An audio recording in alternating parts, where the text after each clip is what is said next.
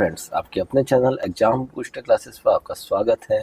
हम कर रहे हैं यूपी होम गार्ड की प्रैक्टिस टेस्ट सीरीज और मैं आज आपके लिए लेके आया हूँ इम्पोर्टेंट 100 क्वेश्चन जो आपके लिए होम गार्ड के लिए बहुत ही ज़्यादा ज़रूरी हो। ठीक है, तो चलिए बिना किसी देरी के स्टार्ट करते हैं पहला क्वेश्चन। तो हमारा पहला क्वेश्चन है कि मोहनजोदाड़ो नाम का अर्थ किस भाषा में मुर्दों का टीला है। तो किस भाषा में मुर्दों का टीला कहते हैं मोहनजोदाड़ो को? तो वो कहते हैं आपके सिंधी भाषा में। ठीक है, तो ऑप्शन नंबर डी इसका सही जवाब हो जाएगा। ठीक है, ऑप्शन नंबर डी इसका सही जवाब हो जाएगा। ठीक है, अब क्वेश्चन नंबर 2 है कि ऋग्वेद में गंगा नदी का उल्लेख कितनी बार किया गया है।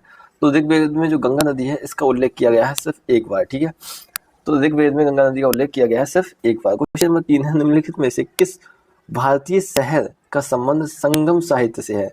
तो संगम साहित्य से किस भारतीय शहर का उल्लेख है? वो है आपके बोध गया से। ठीक है, तो ऑप्शन नंबर डी इसका सही जवाब हो जाएगा, मदुरई से। तो इसका सही जवाब हो जाएगा ऑप्शन नंबर डी, मदुरई। ठीक है, ऑप्शन नंबर डी, मदुरई। ठीक है, संगम साहित्य का संबंध किस भारतीय शहर से है? मदुरई से। ठीक है, क्वेश्चन नंबर 4 है कि लॉर्ड हॉटिंग की हत्या का प्रयास किस क्रांतिकारी नेता ने किया था। लॉर्ड हॉटिंग की हत्या का प्रयास किसने किया था? तो लॉर्ड हॉटिंग की हत्या का प्रयास किया था हमारे रास बिहारी बोस जी ने। ठीक है, तो ऑप्शन नंबर सी इसका सही जवाब हो जाएगा। क्वेश्चन नंबर 5 है कि सरदार वल्लभ भाई पटेल ने किस वर्ष कांग्रेस के अध्यक्ष के रूप में कार्य किया। तो उन्होंने कांग्रेस के अध्यक्ष के रूप में कार्य किया था सन 1931 में। ठीक है, क्वेश्चन नंबर 6 है कि कौन सी एक का कार्यांतरित चट्टान है। तो इसमें से कार्यांतरित चट्टान कौन सी है आपकी? वो है आपकी क्वार्टजाइट। ठीक है, ऑप्शन नंबर डी इसका सही जवाब हो जाएगा। अब क्वेश्चन नंबर 8 है कि अरब सागर में कौन सा द्वीपीय देश भारत का पड़ोसी है। तो अरब सागर में कौन सा द्वीपीय देश है जो भारत का पड़ोसी है? ये है आपका मालदीव। ठीक है, ऑप्शन नंबर ए आपका सही जवाब हो जाएगा। अब क्वेश्चन नंबर 8 है आपका निम्नलिखित में से कौन सा पर्वतीय स्थल धौलाधर पर्वत श्रेणी में स्थित है। तो धौलाधर पर्वत श्रेणी में आपके डलहौजी। ठीक है, ऑप्शन नंबर ए इसका सही जवाब हो जाएगा। क्वेश्चन नंबर 9 है कि गंगा नदी के किस उत्तरी तट की सहायक नदी काली गंडक और त्रिशूल गंगा नामक दो धाराओं से मिलकर बनी है। तो ये किस नदी से मिलकर बनी है? ये है गंडक नदी। काली गंडक और त्रिशूल धारा नाम की दो धाराओं से मिलकर कौन सी नदी बनती है? गंडक नदी। ठीक है, अब क्वेश्चन नंबर 10 है कि कोरोमंडल का मैदान भारत की दिशा में अवस्थित है। तो कोरोमंडल का मैदान भारत की किस दिशा में अवस्थित है? वो है दक्षिण में। ठीक है, ऑप्शन नंबर डी इसका सही जवाब हो जाएगा। अब क्वेश्चन नंबर 11 है कि किसके अंतर्गत भारत में सर्वोच्च न्यायालय में रिट याचिका दायर की जा सकती है। तो रिट याचिका किस दायर की जा सकती है? कौन से अनुच्छेद से? तो वो अनुच्छेद है आपका ए, अनुच्छेद 32। ठीक है, तो ऑप्शन नंबर ए इसका सही जवाब हो जाएगा। क्वेश्चन नंबर 12 है कि भारत की संविधान सभा की स्थापना किस वर्ष की गई थी। जो भारत की संविधान सभा है इसकी स्थापना कब की गई थी? वो की गई थी आपको 1946 में। ठीक है, ऑप्शन नंबर डी इसका सही जवाब हो जाएगा। क्वेश्चन नंबर 13 है कि आपातकाल के दौरान किन मौलिक अधिकारों को निलंबित नहीं किया जाता। और सब अधिकार निलंबित हो जाते हैं, केवल दो अधिकार आपके निलंबित नहीं होते हैं। वो है कौन कौन से? अनुच्छेद आपके 20 और 21 के जो हैं मौलिक अधिकार वो आपके निलंबित नहीं होते हैं आपातकाल में। ठीक है, अनुच्छेद 20 और 21। ठीक है, ऑप्शन नंबर सी इसका सही जवाब हो जाएगा। अब क्वेश्चन नंबर 14 है कि भारतीय संविधान में मूल कर्तव्य किस देश के संविधान से निहित है। मूल कर्तव्य हमने किसने लिए हैं? किससे लिए हैं? वो लिए हैं हमने रूस से। ठीक है, यूएसएसआर रूस से। और मौलिक अधिकार किससे लिए हैं? हमने यूएस से। ठीक है, अमेरिका से हमने मौलिक अधिकार लिए हैं और रूस से हमने मौलिक कर्तव्य लिए हैं। अब क्वेश्चन नंबर 15 है कि मंत्रिपरिषद सामूहिक रूप से किसके प्रति उत्तरदायी होते हैं। जो मंत्रिपरिषद होता है वो किसके प्रति उत्तरदायी होता है? वो होता है आपके लोकसभा के प्रति उत्तरदायी। ठीक है, ऑप्शन नंबर ए इसका सही जवाब हो जाएगा। क्वेश्चन नंबर 16 है कि किसी देश की आर्थिक वृद्धि की सर्वाधिक उपयुक्त माप क्या है। तो वो है आपकी जीडीपी, सकल घरेलू उत्पाद। ठीक है, ऑप्शन नंबर ए सही जवाब हो जाएगा। क्वेश्चन नंबर 17 है कि भारत के संविधान में किस अनुच्छेद के तहत वार्षिक वित्तीय विवरण का प्रावधान है। वार्षिक वित्तीय विवरण का प्रावधान आपके इस अनुच्छेद में, वो है अनुच्छेद 112। ठीक है, ऑप्शन नंबर बी आपका सही जवाब हो जाएगा। क्वेश्चन नंबर 18 है कि राजकोषीय घाटा से क्या तात्पर्य है। राजकोषीय घाटा से क्या तात्पर्य है। राजकोषीय घाटा होता है कुल व्यय माइनस राजस्व प्राप्तियां प्लस ऋण भिन्न व्यक्तिगत प्राप्तियां, ठीक है। तो ऑप्शन नंबर सी इसका सही जवाब हो जाएगा। अब क्वेश्चन नंबर 19 है कि मुद्रास्फीति के दौरान देनदार यानी कि ऋणी और लेनदार यानी कि जो क्रेडिटर होता है उस पर क्या प्रभाव पड़ता है। तो जो देनदार होता है उसको लाभ होता है, ठीक है। अगर मुद्रास्फीति हो रही है तो ऑप्शन नंबर आपका बी सही हो जाएगा, देनदार को लाभ होता है, ठीक है। अब क्वेश्चन नंबर 20 है कि अर्थशास्त्र में व्यापार संतुलन यानी कि बैलेंस ऑफ ट्रेड शब्द से क्या तात्पर्य है। तो बैलेंस ऑफ ट्रेड क्या है, किसी देश के निर्यात और आयात के मूल्य के बीच का अंतर आपका बैलेंस ट्रेड कहलाता है, ठीक है। तो ऑप्शन नंबर हो जाएगा बी आपका सही। अब क्वेश्चन नंबर 21 है कि ज्योति तीव्रता का ऐसा ही महत्व है। तो ज्योति तीव्रता का ऐसा ही महत्व होता है आपका कैंडला, ठीक है। ऑप्शन नंबर बी सही हो जाएगा। परमाणु के नाभिक में कौन सा आवेश होता है। तो परमाणु के नाभिक में कौन सा आवेश होता है, आपके परमाणु के नाभिक में होता है आपके पॉजिटिव आवेश, ठीक है। इलेक्ट्रॉन में होता है नेगेटिव और प्रोटॉन में होता है पॉजिटिव और प्रोटॉन होता है आपके नाभिक में, तो ये हो जाता है पॉजिटिव, ठीक है। ऑप्शन नंबर बी इसका सही जवाब हो जाएगा। अब क्वेश्चन नंबर 23 है कि हाइड्रा में जनन की सबसे सामान्य विधि क्या है। तो जो हाइड्रा है उसमें हाइड्रा में जनन की सामान्य विधि कौन सी है आपकी, वो है आपकी मुकुलन विधि, ठीक है। वर्डिंग आपकी ऑप्शन नंबर बी सही हो जाएगा, मुकुलन विधि। क्वेश्चन नंबर 24 है कि पौधों में तैयार भोजन को पत्तियों से अन्य भागों तक तो कौन पहुंचाता है। भोजन को पत्तियों से अन्य भागों में कौन पहुंचाता है, वो आपको पहुंचाता है फ्लोएम और जल को पहुंचाता है जाइलम, ठीक है। जल को पहुंचाता है आपका जाइलम और क्या कहते हैं फल यानी कि भोजन को पहुंचाता है, भोजन मान लो फल ऑप्शन और इसे मान लो फ्लोएम, ठीक है। ऑप्शन है जाइलम जल और फ्लोएम फल। फ्लोएम फल यानी कि भोजन को ट्रांसफर करता है, ठीक है। ये ट्रिक है, भोजन को बस फल मान लो और फ्लोएम जाइलम जल, ठीक है। अब क्वेश्चन नंबर 25 है कि भारतीय शरीर में वक्र की कार्यात्मक इकाई कौन सी है। तो वक्र की कार्यात्मक इकाई होती है आपकी नेफ्रॉन, ठीक है। और न्यूरॉन किसकी होती है, वो होती है आपकी नर्वस सिस्टम की, ठीक है। अब क्वेश्चन नंबर 26 है कि फेफड़ों के अंदर गैसों का विनिमय कहाँ होता है। तो फेफड़ों के अंदर जो गैसों का विनिमय होता है वो होता है आपका एल्वेलाई में यानी कि वायु कूपिका में, ठीक है। तो ऑप्शन नंबर सी इसका सही जवाब हो जाएगा। अब क्वेश्चन नंबर 27 है कि नाबार्ड का मुख्य कार्य क्या है।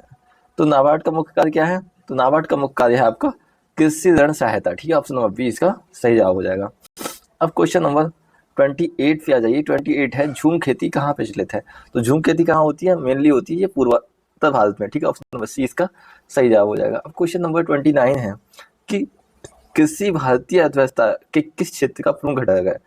तो कृषि अर्थव्यवस्था के प्राइमरी सेक्टर का मुख्य घटक है। ऑप्शन नंबर ए इसका सही जवाब हो जाएगा। क्वेश्चन नंबर 30 है कि सिक्किम किसके लिए प्रसिद्ध है। सिक्किम आपकी प्रसिद्ध है जैविक खेती के लिए, ठीक है। यहाँ पे जैविक खेती की जाती है, बिना किसी रासायनिक खाद के यहाँ पे जैविक खेती की जाती है, ठीक है। ऑप्शन नंबर बी इसका सही जवाब हो जाएगा। क्वेश्चन नंबर 31 है कि एकाधिकार यानी कि मोनोपोली की मुख्य विशेषता क्या होती है। तो जो मोनोपोली होती है उसकी विशेषता होती है कि एक विक्रेता होता है और कई खरीदार होते हैं, ठीक है। और मोनोपोली सही नहीं होती है कि एक ही विक्रेता है और कई खरीदार हैं, तो वो अपने हिसाब से रेट को ऊपर नीचे कर सकता है, ठीक है। और क्वेश्चन नंबर 32 है कि सहकारी समिति की विशेषता क्या होती है। तो सहकारी समिति की विशेषता क्या है, तो ये होते हैं सदस्यों की सामूहिक हित, ठीक है। इसमें सदस्यों का सामूहिक हित सोचा जाता है, ठीक है। अब क्वेश्चन नंबर 33 है कि उपभोक्ता अधिकार का उदाहरण कौन सा है। तो उपभोक्ता अधिकार तो ये होता है सूचना प्राप्ति का अधिकार होता है उपभोक्ता अधिकार, ठीक है। अब क्वेश्चन नंबर 34 है कि मुद्रास्फीति इन्फ्लेशन का प्रभाव क्या होता है। तो इन्फ्लेशन का प्रभाव क्या होता है, जब महंगाई बढ़ती है बेरोजगारी बढ़ती है तो इन्फ्लेशन का होता है कि क्रय शक्ति घट जाती है, आपकी किसी वस्तु को खरीदने की शक्ति आपकी घट जाती है, ठीक है। ऑप्शन नंबर बी इसका सही जवाब। मुद्रास्फीति का प्रभाव क्या होता है, क्रय शक्ति घट जाती है। अब क्वेश्चन नंबर 35 है कि प्रोजेक्ट टाइगर की शुरुआत कब की गई थी। तो प्रोजेक्ट टाइगर है उसकी शुरुआत की गई थी 1973 में। ऑप्शन नंबर ए इसका सही हो जाएगा। और प्रोजेक्ट एलिफेंट की शुरुआत कब की गई थी। प्रोजेक्ट एलिफेंट की शुरुआत की गई थी आपको 1992 में, ठीक है। प्रोजेक्ट टाइगर 1973 में, प्रोजेक्ट एलिफेंट की शुरुआत हुई थी 1992 में। क्वेश्चन नंबर 37 है कि पर्यावरण शब्द किस भाषा से लिया गया है? तो जो पर्यावरण शब्द है वो लिया गया है आपकी फ्रेंच भाषा से, ठीक है, तो ऑप्शन नंबर सी इसका सही जवाब हो जाएगा। क्वेश्चन नंबर 38 है कि केवला देव राष्ट्रीय उद्यान किस राज्य में है? तो जो केवला देव राष्ट्रीय उद्यान है ये आपके राजस्थान में स्थित है, ठीक है, ऑप्शन नंबर सी इसका सही जवाब हो जाएगा। क्वेश्चन नंबर 39 है कि विश्व वन्यजीव कोष WWF का मुख्यालय कहाँ है? तो WWF का मुख्यालय आपके ग्लैंड में, ठीक है, ऑप्शन नंबर बी इसका सही जवाब हो जाएगा। क्वेश्चन नंबर 40 है कि मशहूर सितार वादक पंडित रविशंकर का संबंध उत्तर प्रदेश के किस घराने से है? तो पंडित रविशंकर का संबंध आपके किस घराने से है? ये है आपके बनास घराने से, ठीक है, तो ऑप्शन नंबर बी इसका सही जवाब हो जाएगा। अब क्वेश्चन नंबर 41 है कि उत्तर प्रदेश में कजरी महोत्सव का आयोजन कहाँ किया जाता है? तो उत्तर प्रदेश में जो कजरी महोत्सव होता है वो आपका मनाया जाता है मिर्जापुर में, ठीक है, ऑप्शन नंबर 1 इसका सही जवाब है मिर्जापुर। कजरी महोत्सव कहाँ होता है? मिर्जापुर में। अब क्वेश्चन नंबर 42 है प्रसिद्ध दादरी मेला, पशु मेला उत्तर प्रदेश में कहाँ लगता है? तो जो दादरी मेला है ये बहुत ही ज़्यादा फेमस मेला है और ये आपका लगता है कहाँ पे? बलिया में, ठीक है, ऑप्शन नंबर बी इसका सही जवाब हो जाएगा। अब क्वेश्चन नंबर 43 है कि मोतीलाल नेहरू बाल संग्रहालय उत्तर प्रदेश में कहाँ स्थित है?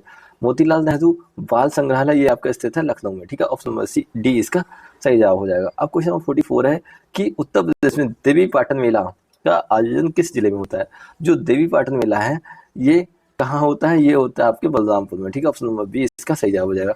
अब क्वेश्चन नंबर 45 है कि मुस्लिम अलीगढ़ मुस्लिम विश्वविद्यालय यानी कि AMU के संस्थापक कौन है? वो है आपके सर सैयद अहमद खान। और BHU के संस्थापक कौन है? पंडित मदन मोहन मालवीय। और AMU के संस्थापक कौन है? सर सैयद अहमद खान, ठीक है। अब क्वेश्चन नंबर 46 है कि विद्यांजलि योजना का संबंध निम्नलिखित में से किससे है? तो जो विद्यांजलि योजना है वो है सामाजिक स्वयं सेवकों द्वारा स्कूल सहायता, ठीक है, तो ऑप्शन नंबर बी इसका सही जवाब हो जाएगा। क्वेश्चन नंबर 47 है कि रानी लक्ष्मीबाई केंद्रीय कृषि विश्वविद्यालय कहाँ स्थित है?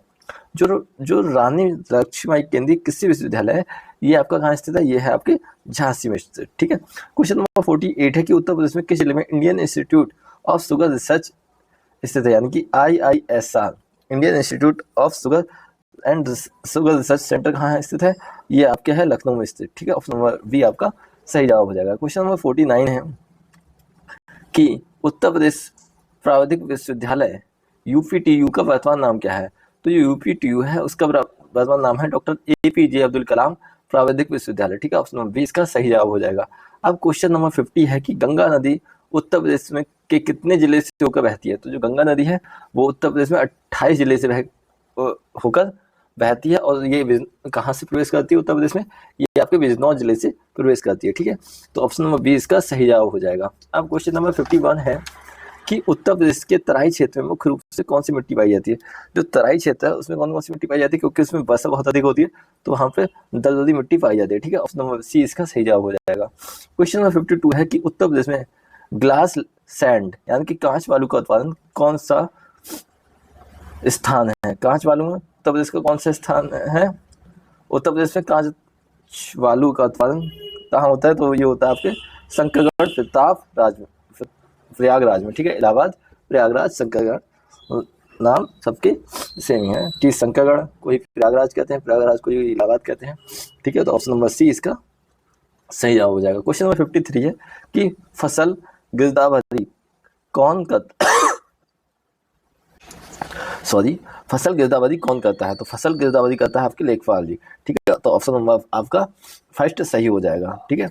अब क्वेश्चन नंबर 54 है कि भूमि सेलिंग का उद्देश्य क्या है? भूमि सेलिंग का उद्देश्य सीमा तय करना, ठीक है, ऑप्शन नंबर बी आपका सही हो जाएगा। क्वेश्चन नंबर 55 है कि मंडलायुक्त किसे रिपोर्ट करता है? तो जो मंडलायुक्त होता है वो किसे रिपोर्ट करता है? वो रिपोर्ट करता है आपके राज्य सरकार को, ठीक है, ऑप्शन नंबर बी इसका सही जवाब हो जाएगा। अब क्वेश्चन नंबर 56 है कि उत्तर प्रदेश में टेलीकॉम विभाग का मुख्यालय कहाँ है? जो उत्तर प्रदेश में टेलीकॉम विभाग है उसका मुख्यालय लखनऊ में, ठीक है। अब क्वेश्चन नंबर 57 है कि उत्तर प्रदेश के प्रत्येक जिले में जनता दर्शन का समय क्या निर्धारित किया गया है? तो जो जनता दर्शन का समय है वो आपका निर्धारित किया गया है सुबह 10 से 12 बजे, ठीक है, ऑप्शन नंबर बी आपका सही जवाब हो जाएगा। क्वेश्चन नंबर 58 है कि उत्तर प्रदेश पुलिस में पहले भारतीय पुलिस महानिरीक्षक यानी कि IGP कौन थे? तो जो IGP हैं वो कौन थे? आपके VN लहरी, ठीक है, तो ऑप्शन नंबर 20 का सही जवाब हो जाएगा। उत्तर प्रदेश पुलिस महानिदेशक या डीजीपी का पद किस बार सृजित किया गया था? जो उत्तर प्रदेश का डीजीपी का पद है वो आपका सृजित किया गया था सन 1982 यानी कि 1982 ईस्वी में। ठीक है। और क्वेश्चन नंबर 60 है कि पुलिस विभाग में कांस्टेबल की वर्दी पर कितने तारे स्टार्स होते हैं? तो जो कांस्टेबल है उसकी वर्दी पर कोई भी स्टार नहीं होता है, तो ऑप्शन नंबर सी का सही जवाब हो जाएगा। क्वेश्चन नंबर 61 है कि उत्तर प्रदेश में होमगार्ड की कंपनी का नेतृत्व कौन करता है? तो वो होमगार्ड की कंपनी का नेतृत्व करता है कंपनी कमांडर। ठीक है, ऑप्शन नंबर ए सही जवाब हो जाएगा। अब क्वेश्चन नंबर 62 है कि मुहर्रिर या थाना मुंशी का मुख्य कार्य क्या है? जो थाना मुंशी होता है वो क्या करता है? थाने के रिकॉर्ड और लिखा पढ़ी संभालता है। ठीक है, ऑप्शन नंबर 20 का सही जवाब हो जाएगा। क्वेश्चन नंबर 63 है कि उत्तर प्रदेश पुलिस की आर्थिक अपराधशाला यानी कि EOW का मुख्यालय कहाँ है? तो EOW का मुख्यालय आपके लखनऊ में। ठीक है, ऑप्शन नंबर सी इसका सही जवाब हो जाएगा। क्वेश्चन नंबर 64 है कि साइबर आतंकवाद का संबंध किससे है? तो साइबर आतंकवाद का संबंध है कि इंटरनेट के माध्यम से हमला। ठीक है, तो ऑप्शन नंबर ए आपका सही जवाब हो जाएगा। क्वेश्चन नंबर 65 है कि भारत में आंतरिक सुरक्षा के लिए सबसे बड़ा खतरा किसे माना जाता है? तो आंतरिक सुरक्षा के लिए आतंकवाद को भी माना जाता है, सांप्रदायिक हिंसा को भी माना जाता है, नक्सलवाद को भी माना जाता है। ठीक है, तो ऑप्शन नंबर डी आपका सही जवाब हो जाएगा, उपयुक्त तो सभी। अब क्वेश्चन नंबर 66 है कि सीमा सुरक्षा बल यानी कि BSF की स्थापना कब की गई थी? तो ये BSF की स्थापना की गई थी सन 1965 ईस्वी में। ठीक है, तो ऑप्शन नंबर 20 का सही जवाब हो जाएगा। क्वेश्चन नंबर 67 है कि मानवाधिकार न्यायालय के मामलों का संचालन के लिए नियुक्त वकील कौन होता है? तो ये होता है विशेष लोक अभियोजक। ठीक है, तो ऑप्शन नंबर 20 का सही जवाब हो जाएगा। अब क्वेश्चन नंबर 68 है कि इनमें से NHRC का पदेन सदस्य कौन नहीं है? तो कौन नहीं है इनमें से? ऑप्शन देख लीजिए। ऑप्शन है आपके राष्ट्रीय महिला आयोग की अध्यक्ष, राष्ट्रीय अल्पसंख्यक आयोग के अध्यक्ष, राष्ट्रीय विधि आयोग के अध्यक्ष या राष्ट्रीय अनुसूचित जाति के अध्यक्ष। तो इनमें से कौन सा नहीं है? तो इसका ऑप्शन हो जाएगा ऑप्शन नंबर सी यानी कि राष्ट्रीय विधि आयोग के अध्यक्ष। ठीक है, तो ऑप्शन नंबर सी इसका सही हो जाएगा। क्वेश्चन नंबर 69 है कि राज्य मानवाधिकार आयोग के अध्यक्ष के रूप में किसे नियुक्त किया जा सकता है? तो ये किसे नियुक्त किया जा सकता है? उच्च न्यायालय के सेवानिवृत्त मुख्य न्यायाधीश या सेवानिवृत्त न्यायाधीश को। ठीक है, तो ऑप्शन नंबर ए आपका सही जवाब हो जाएगा। ठीक है, क्वेश्चन नंबर 70 है कि राष्ट्रीय श्रम संगठन ILO की स्थापना कब हुई थी? तो जो ILO है उसकी स्थापना कब हुई थी? वो हुई थी आपकी 1919 को। ठीक है, ऑप्शन नंबर ए आपका सही जवाब हो जाएगा। क्वेश्चन नंबर 71 है कि यूनिसेफ का मुख्यालय कहाँ है? तो यूनिसेफ का मुख्यालय आपके न्यूयॉर्क, ठीक है, अमेरिका में। ठीक है, तो 71 का ऑप्शन हो जाएगा आपका डी सही, न्यूयॉर्क अमेरिका। ठीक है, अब क्वेश्चन नंबर 72 है कि नीति आयोग की स्थापना कब की गई थी? तो योजना आयोग को हटाकर नीति आयोग की स्थापना की गई थी, मतलब योजना आयोग को ही चेंज करके नीति आयोग कर दिया गया था।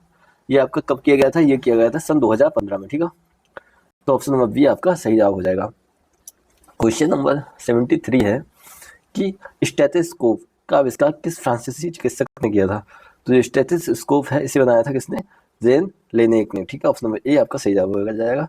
अब क्वेश्चन नंबर 74 है कि अंतर्राष्ट्रीय मातृभाषा दिवस कब मनाया जाता है? तो ये मातृभाषा दिवस कब मनाया जाता है? ये मनाया जाता है आपके 21 फरवरी को। ठीक है, तो ऑप्शन नंबर बी आपका सही जवाब हो जाएगा।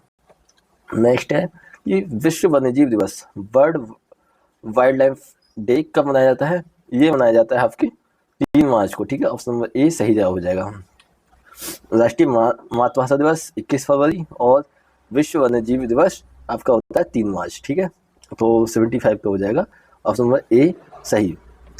अब क्वेश्चन नंबर 76 है कि अभिज्ञात शकुंतलम के लेखक कौन है? वो है कालिदास। अभिज्ञात शकुंतलम कालिदास और बुद्ध चरित्र नाम पुस्तक के लेखक कौन है? ये है आपके अश्वघोष। ठीक है, अभिज्ञात शकुंतलम कालिदास और बुद्ध चरित्र अश्वघोष। ठीक है, अब क्वेश्चन नंबर 78 है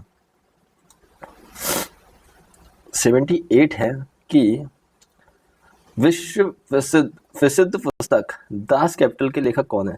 तो दास कैपिटल के लेखक है वो है आपके कार्ल मार्क्स। ठीक है, ऑप्शन नंबर बी आपका सही जवाब हो जाएगा। क्वेश्चन नंबर 79 है कि डिजिटल फुटप्रिंट का क्या अर्थ है? डिजिटल फुटप्रिंट का अर्थ है इंटरनेट पर अपनी गतिविधियों को रिकॉर्ड। ठीक है, इंटरनेट पर आपकी गतिविधियों का रिकॉर्ड डिजिटल फुटप्रिंट कहलाता है। ठीक है, अब क्वेश्चन नंबर 80 है कि किस सोशल मीडिया प्लेटफॉर्म में को माइक्रो ब्लॉगिंग साइट कहा जाता है?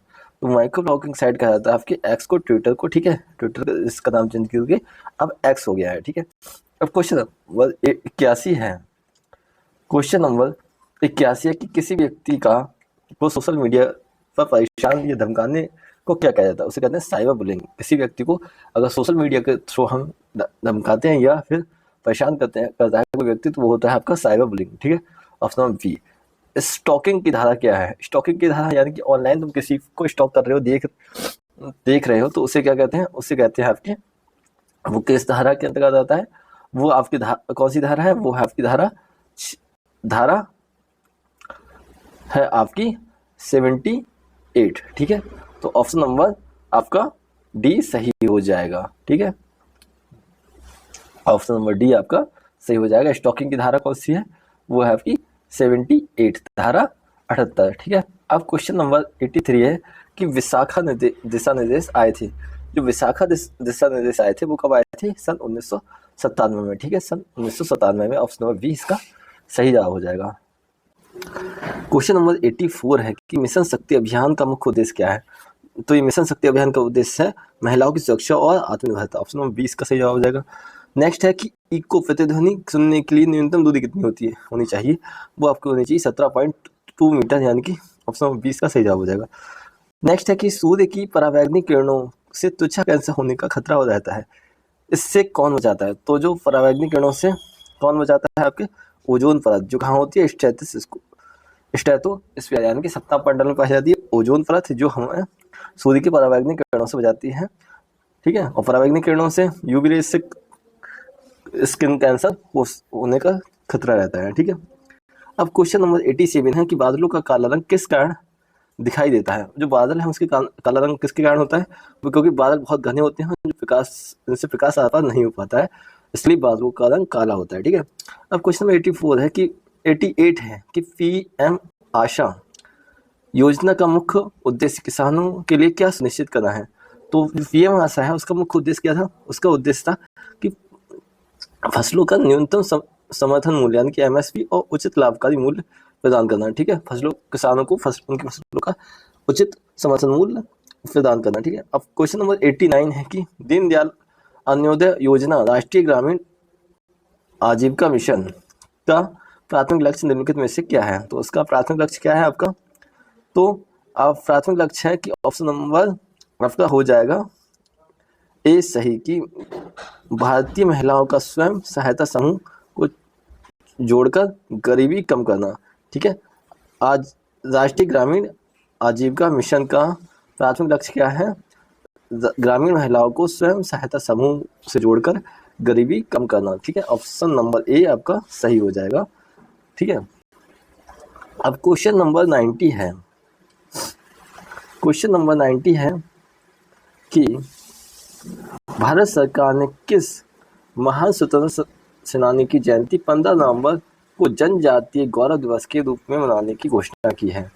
तो भगवान बिरसा मुंडा की जयंती 15 नवंबर को मनाई जाती है, जिसे जनजातीय गौरव दिवस के रूप में मनाया जाता है। ठीक है, तो ऑप्शन नंबर सी इसका सही जवाब हो जाएगा। क्वेश्चन नंबर 91 है कि उत्तर प्रदेश मातृभूमि योजना में किसी विकास कार्य में मतदानदाता को कितना खर्च स्वयं वहन करना पड़ता है? तो इसका सही ऑप्शन है 60% स्वयं वहन करना पड़ता है और 40% सरकारी सहायता होती है। ठीक है, अब क्वेश्चन नंबर 92 है कि उत्तर प्रदेश में न्यूनतम लिंगानुपात वाला जिला कौन सा है? ये आपका गौतम बुद्ध नगर है।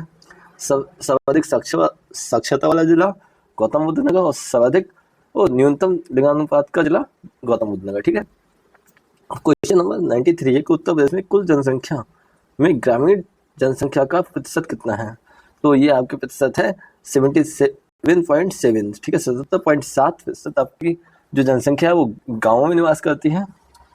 अब क्वेश्चन नंबर 94 है कि क्षेत्रफल की दृष्टि से उत्तर प्रदेश का सबसे बड़ा जिला कौन सा है? तो क्षेत्रफल की दृष्टि से उत्तर प्रदेश का सबसे बड़ा जिला है लखीमपुर खीरी। ठीक है, ऑप्शन नंबर बी आपका सही जवाब हो जाएगा। क्वेश्चन नंबर 95 है कि क्षेत्रफल की दृष्टि से उत्तर प्रदेश का सबसे छोटा जिला कौन सा है?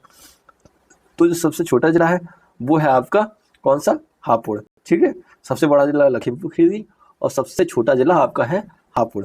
ठीक है, तो अब आ जाइए नेक्स्ट क्वेश्चन पे कि शतरंज के बोर्ड पर कुल कितने सफ़ेद खाने होते हैं?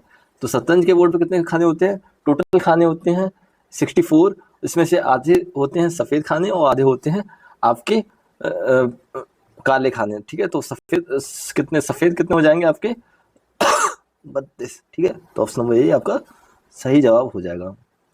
क्वेश्चन नंबर 97 है कि पीले कार्ड का उपयोग किस खेल के खिलाड़ी को चेतावनी देने के लिए किया जाता है। तो ये किया जाता है फुटबॉल में, ठीक है। तो ऑप्शन नंबर बी आपका सही जवाब हो जाएगा। अब क्वेश्चन नंबर 98 है कि ईडन गार्डन स्टेडियम कहाँ है। तो ईडन गार्डन स्टेडियम है आपके कोलकाता में, ठीक है। ऑप्शन नंबर बी इसका सही जवाब हो जाएगा। अब क्वेश्चन नंबर 99 है कि वॉलीबॉल की एक टीम में कितने सक्रिय खिलाड़ी होते हैं। जो वॉलीबॉल है उसकी टीम में सक्रिय खिलाड़ी होते हैं आपके 6, ठीक है। अब लास्ट क्वेश्चन है कि राइडर कप किस खेल से संबंधित है। जो राइडर कप है वो किससे है, आपके गोल्फ से संबंधित। तो ये हो गए आपके 100 क्वेश्चन कंप्लीट, इंपॉर्टेंट, ठीक है। आप अपनी प्रैक्टिस करते रहिए। All the best for your exams. Thank you so much video को पूरा देखने के लिए।